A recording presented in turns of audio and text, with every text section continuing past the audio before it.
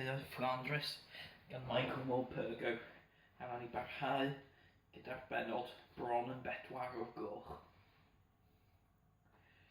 Gallwn ni fod wedi meddwl, yn sicr roeddwn ni wedi gobeithio, byddai sarsiant Hanley'n gadael llonydd I ni nawr ac yn caniatáu I ni orffwys cyn mynd nôl I fyny i'r llinell. Ond daethon ni I wybod rhywbeth y dylen fod wedi I wybod yn barod, sydd nad oedd hynny yn rhan o'i natur. Dywedodd ein bod wedi codi cywilydd ar y gertrawd, ein bod wedi ymddwyn fel llwrgwn pan ddaeth yr ymosodiad nwy, ac roedd yn benderfynol y byddem yn magu mwy o asgwrn cefn. Felly bu Hanley yn ein cadw ni wrthi'n brysur bob bore, prynhawn a nos, ddydd ar ôl dydd. Archwilio, hyfforddi, drilio, ymarfer a rhagor o archwilio. Bu'n ein gyrru'n ddi-dostyr nes ein bod ni'n anobeithio ac wedi ymladd. Ar ôl cael ei ddaw yn cysgu un noson wrth wylio, cafodd Philip Prothero, mab y dafarn ym Mwlch Castell, un o'r recriwtiaid newydd yr un driniaeth a Will o'i flaen, sef Field Punishment No. 1. Cafodd ei glymu wrth olwyn y gwn ym mhob tywydd am ddyddiau bwy gilydd.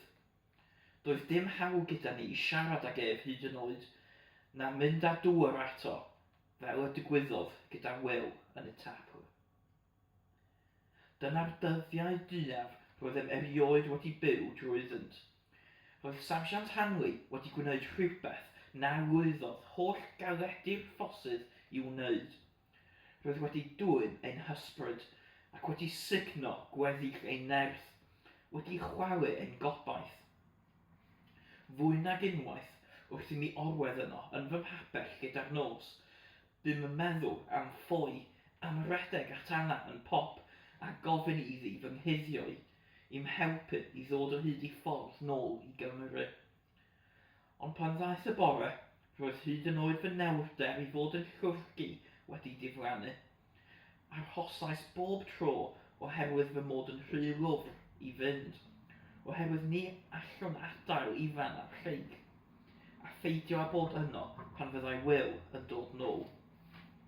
Ac arhosais hefyd, oherwydd bod Mair wedi dweud fy mod i'n ddewr, a'i bod hi wedi enwi Tommy bach ar fy ôl. Allwn I mwy siomi hi. Allwn I mwy siomi fe. Ers syndod mawr I mi, cawsom un noson o ryddid cyn I ni gael ein hanfon I fyny i'r llinell eto, ac eithon ni'n syth I pop, i'r estaminet. Roedd y rhan fwyaf ohonom yn mynd yno I gael y cwrw a'r bwyd, ac roedd yn unau'n ysu am hynny hefyd. Ond wrth I mi gerdded i'r dref, sylweddolais fod Anna ar fy meddwl yn fwy na'r wyau a sglodion. Ond nid Anna ddaeth ar sglodion I mi. Merch arall ddaeth, merch nad oedd unrhyw un ohonom wedi'i gweld o'r blaen. Edrychais o'n gwmpas, ond allwn ni ddim gweld Anna yn gweini ar unrhyw un o'r byrddau eraill chwaith. Pan ddaeth y ferch ar wyau a sglodion I mi, gofynnais iddi ble roedd Anna. Cododd ei hysgwyddau fel pynabain deall, ond roedd rhywbeth yn ei chylch yn dweud wrthyf ei bod hi'n deall, ei bod hi'n gwybod, ond nad oedd eisiau dweud wrthyf. Diolch I ifan a Will, doedd y ffaith fy mod I yn hoffi Anna ddim wedi bod yn gyfrinach yn y cwmni am beth amser, a nawr roedd pawb yn tynnu fy nghoes yn ddidrygaredd wrth I mi chwilio amdani. Ar ôl blino ar y tynnu coes, gadewais ei chwerthu'n gwardlyd a mynd allan I geisio dod o hyd iddi. Edrychais yn gyntaf yn y stabal, lle roedd hi wedi mynd am I o'r blaen, ond roedd yn wag. Cerddais I lawr y lôn fferm dywyll, heibio I gytiau ieir I weld a oedd y ceffyl allan yn y cae, ac Anna yno gyda fe. Roedd ambell afr wedi chlymu yn brefu yno, ond doedd dim ceffyl I weld, a dim golwg o Anna. Dim ond wedyn y meddyliais am fynd nôl a churo ar y drws cefn. Magais ddigon o blwc. Roedd yn rhaid i mi gyro'n uchel i rywun glywed o achos yr holl sŵn oedd yn dod o'r estaminet. Agorodd y drws yn araf, a'i thad oedd yno, nid yn olygus ac yn gwenu fel roedd yn wedi adnabod erioed, ond yn gwisgo crys a bracers heb eillio ac yn edrych yn aniben. Roedd ganddo botel yn ei law, ac roedd ôl diod yn drwm ar ei wyneb. Doedd e ddim yn falch o'n gweld. Anna, gofynnais. Ydy Anna yma? Nac ydy, atebodd. Dyw Anna ddim yma, fydd Anna byth yma eto. Mae Anna wedi marw. Wyt ti'n clywed, Tommy? Rydych chi'n dod yma ac yn ymladd eich rhyfel yma yn fy ngwlad i. Pam? Dweud wrthai. Pam? Beth ddigwyddodd, gofynnais iddo. Beth ddigwyddodd? Fydd weda i wrtho ti beth ddigwyddodd. Ddeuddydd yn ôl, anfonais Anna i nôl yr wyau. Roedd hi'n gyrru'r cert adref ar hyd y ffordd ac o rywle daeth siaw fawr o gyfeiriad yr Almaenwyr. Dim ond un, ond mae un yn ddigon. Dwi wedi chladdu hi heddiw. Felly os wyt ti eisiau gweld fy Anna i, Tommy, cer i'r fynwent. Wedyn fe allwch chi gyd fynd i uffern, y Prydeinwyr, yr Almaenwyr, y Ffrancod, dim ots gyda fi. Ac fe allwch chi fynd â'ch rhyfel chi i uffern hefyd. Fe fyddan nhw'n hoffi'r rhyfel yno. Gad lonydd i mi, Tommy, gad lonydd i mi. Cafodd y drws ei gael yn glep yn fy wyneb. Roedd sawl beth newydd ei dorri yn y fynwent, ond dim ond un oedd newydd gael ei dorri a'i orchuddio a blodau ffres. Dim ond drwy'r chydig o eiriau hwyliog, drwy'r golau yn ei llygaid, drwy ein dwylo'n cyffwrdd a chysan sydyn roedd yn wedi adnabod Anna, ond teimlo'n boen y tu mewn i mi nad oedd yn wedi ei deimlo ers pan oeddwn i'n blentyn ers i tada farw. Edrychais i fyny ar dŵr yr eglwys, saeth dywyll yn pwyntio at y lleuad a thu hwnt, a cheisiais gredu am holl galon a am holl feddwl ei bod hi fyny fry yno yn rhywle yn yr ehangder ddiddiwedd, i fyny yno yn nefoedd yr ysgol Sul, yn nefoedd lawen Sam Mawr. Allwn i yn fy myw a chredu hynny. Gwyddwn ei bod hi'n gorwedd yn y ddaear oer wrth fy nhraed. Gwyddwn ei bod hi'n gorwedd yno. Penliniais a chysanu'r ddaear, yna gadewais i hyno. Roedd y lleuad yn hwylio uwch fy mhen, yn fy nilyn drwy'r coed, gan oleuodd y ffordd nôl i'r gwersyll. Erbyn i mi gyrraedd yno, doedd dim dacrau gen i ar ôl i'w lefain.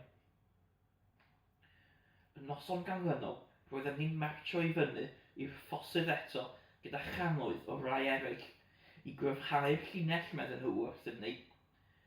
Dim ond un peth y gallai hynny ei olygu. Roedden nhw'n disgwyl ymosodiad a byddem ni mewn helynt mawr. Fel y digwyddodd hi, rhoddodd yr Almaenwyr rai diwrnodau o ras i ni. Ddaeth yr ymosodiad ddim. Dim eto. Wyl ddaeth yn lle hynny, gan gerdded yn hamddenol i'n twll y mochel ni, fel petai wedi bod allan am ddim mwy na 5 munud. Prynhawn da, Tommy? Prynhawn da bawb, meddai, yn wen o glust i glust. Cododd ein calonnau o'i weld. Gyda Sarjant Hanley yn dal i gadw y trwynau ar y maen, bob amser yn llachu yn rhywle. Roedd ein harw wedi dod nôl, yr unig un ohonom a oedd erioed wedi ei herio. Ac o'n rhan fy hunan, roedd fy ngarchweidwad wedi dychwelyd, fy mrawd a'n ffrind gorau. Fel pawb arall, roeddwn ni'n teimlo'n saffach yn sydyn. Roeddwn ni yna pan ddaeth Sarjant Hanley a Will wyneb yn wyneb yn y ffos. Dyna syrpreis bach neis, Sarjant, meddai Will yn hapus. Rwy'n i'n clywed eich bod chi wedi ymuno â ni, ac rwy'n i'n clywed dy fod ti wedi bod yn osgoi gwaith Griffiths, chwyrnodd Hanley. Dwi ddim yn hoffi rhai sy'n osgoi gwaith. Dwi'n cadw llygad barcud arna ti Griffiths. Rwy ti'n creu helynt wedi gwneud hynny erioed. Dwi'n dyrrybuddio di, un can gwag. Peidiwch â phoeni nawr, sarsiant, meddai Will. Fe fyddai'n fachgen bach da. Chris Croes, tan poeth. Edrychodd y sarsiant wedi drosi, ac yna'n wyllt gacwn.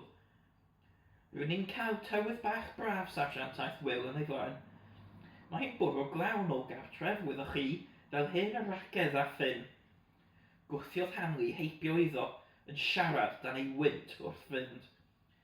Buddigoliaeth fechan iawn oedd hi, ond cafodd pob un ohonom oedd yn dyst iddi ein llony'n fawr. Y noson honno, eisteddai Will a Minain yfed te yng ngorau lamp ac yn siarad yn dawel a'n gilydd am y tro cyntaf. Roeddwn ni'n llawn cwestiynau am bawb gartref, ond roedd e fel petai'n gyndyn o sôn llawer amdanynt. Synwn braidd at hyn wedi fy mrifo hyd yn oed, tan iddo sylweddoli hynny ac egluro pam. Mae hi fel petai ni'n byw dau fywyd gwahanol mewn dau fyd gwahanol, Tommy, ac fel yna dwi eisiau cadw pethau.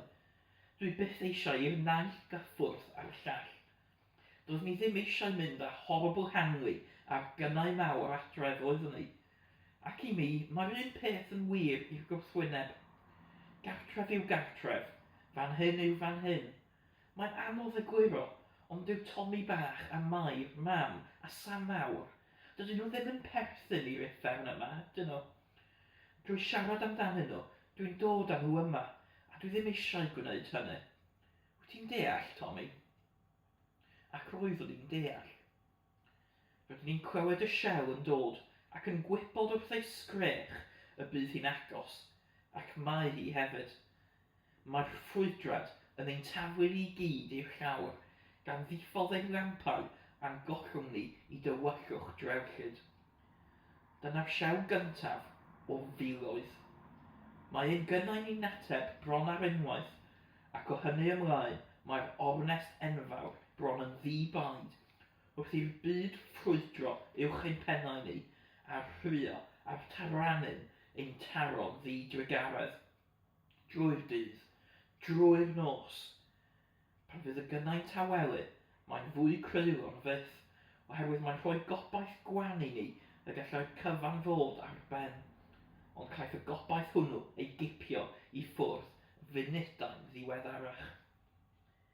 I ddechrau, rydyn ni'n closio at ein gilydd yn y twll ymochel, ac yn ceisio esgus nad oes dim yn digwydd, a hyd yn oed os yw'n digwydd fod y twll ymochel yn ddigon dofn i'n hachub ni. Rydyn ni gyd yn gwybod yn y bôn y byddai ergyd uniongyrchol yn ddigon amdano ni gyd. Rydyn ni'n sylweddoli ac yn derbyn hynny. Mae'n well gennym beidio a meddwl am y peth, a pheidio a siarad am y peth yn sicr. Rydyn ni'n yfed ein te, yn ysmygu ein woodbines, yn bwyta pan ddaw'r bwyd, nad yw'n dod yn aml, ac yn dal ati i fyw gystal ag y gallwn ni, mor normal ag y gallwn ni. Mae'n anodd credu, ond ar yr ail ddiwrnod mae'r ymosodiad yn gweithygu. Mae fel petai pob gwm trwm sydd gan yr almeinwyr yn anelu at ein sector ni. Daw eiliad pan fydd darannu olaf yr ofn y mae'n bosib ei reoli'n troi'n ddychryn. Yn ddychryn y mae'n amhosib ei guddio mwyach. Dwi'n sylweddoli mod i'n belen ar lawr ac yn sgrechian i'r cyfan orffen. Wedyn dwi'n teimlo Will yn gorwedd wrth ymyl yn ei lapio ei hunan o'n cwmpas i'n gwarchod, i'n cysuro. Mae'n dechrau canu see-saw Jack y Do yn dawel yn fy nghwyst, a chyn hir dwi'n na'n canu gydag yn uchel hefyd, yn canu yn lle sgrechian. Cyn hir rydyn ni'n clywed lleisiau Cymru eraill yn y twll ymochel yn canu gyda ni, ond mae'r siewiau'n dal i ddod o hyd ac o hyd, nes yn y diwedd Ni all Will na seesaw Jack y Do gael gwared ar y braw sy'n fy harflyncu am goresgyn. Caiff pob llygedyn olaf o ddewrder a phwyll sydd gennyf ei diffodd. Ofn yw'r cyfan sydd ar ôl nawr. Pan ddaw eu homosodiad nhw, y ngolau perlog y wawr, mae ei methu hyd yn oed cyn iddo ddod yn agos at ein weirenni. Mae ein gynnau peiriant ni'n sicrhau hynny, gan ei bwrw i lawr fel miloedd o geilus llwyd na fydd byth yn codi eto. Mae fy nwylo'n crynu cymaint fel mae prin y gallaf ailenwi fy reiffil. Ar ôl iddyn nhw gilio a throi a rhedeg, rydyn ni'n aros am y chwiban ac yna'n mynd allan dros y top. Dwi'n mynd oherwydd bod y lleill yn mynd, gan symud ymlaen fel petawn mewn breuddwyd, fel petawn y tu allan i'n corff yn llwyr. Yn sydyn, dwi'n sylweddoli bod i arno ym mhen gliniau, a dwi ddim yn gwybod pam. Mae gwaed yn pistyllio i lawr fy wyneb, ac mae poen llosgi sydyn mor erchyll yn hollti fy mhen, nes mod i'n teimlo y bydd yn ffrwydro. Dwi'n teimlo fy hun yn cwympo allan o'n breuddwyd i lawr i fyd sy'n dropwll o dywyllwch. Dwi'n cael fy hito i fyd na fym iddo o'r blaen, lle mae'r cynhesrwydd a'r cysur yn lapio'n dyn amdanaf. Dwi'n gwybod fy mod i'n marw fy marwolaeth fy hun, a dwi'n ei groesawu.